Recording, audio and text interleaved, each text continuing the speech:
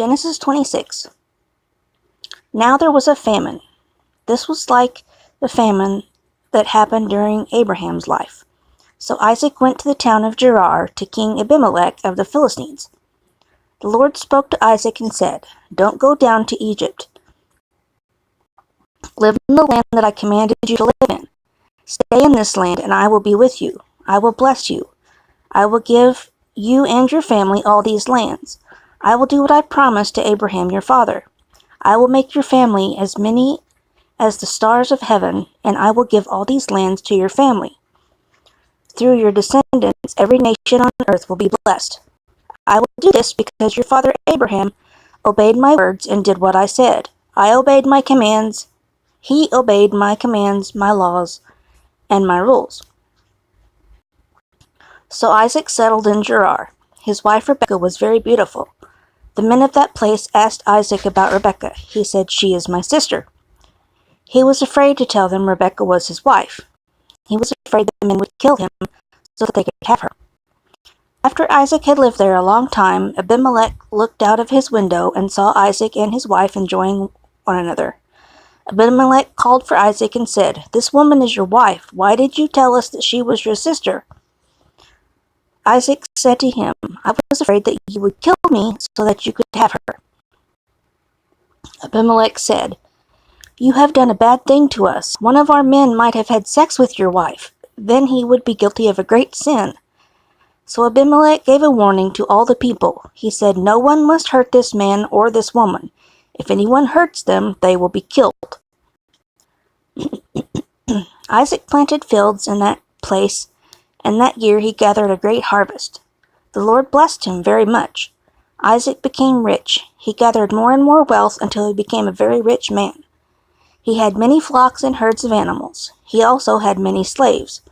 All the Philistines were jealous of him. So they destroyed all the wells that Isaac's father Abraham and his servants had dug many years before. They filled them with sand. Abimelech said to Isaac, "Leave our country. You have become much more powerful than we are."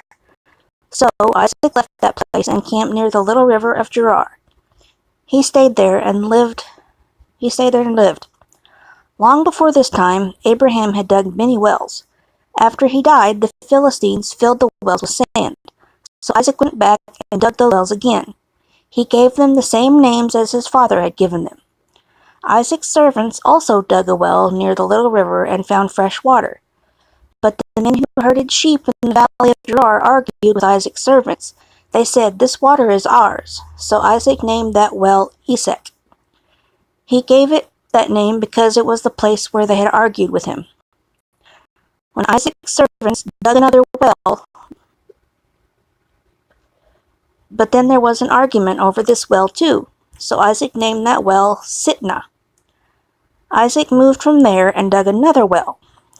No one came to argue about this well, so Isaac named it Rehoboth. He said, "Now the Lord has found a place for us. We will grow and be successful in this place."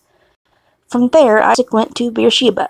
The Lord spoke to him that night and said, "I am the God of your father Abraham. Do not be afraid.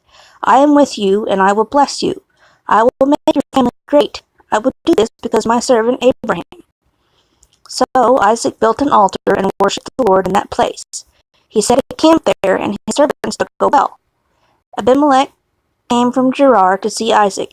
He brought with him Ahuzath, his advisor, and Phicol, the commander of his army. Isaac asked, "Why have you come to see me? You were not friendly to me before. You even forced me to leave your country." They answered, "Now we know that the Lord is with you. We think that we should make an agreement.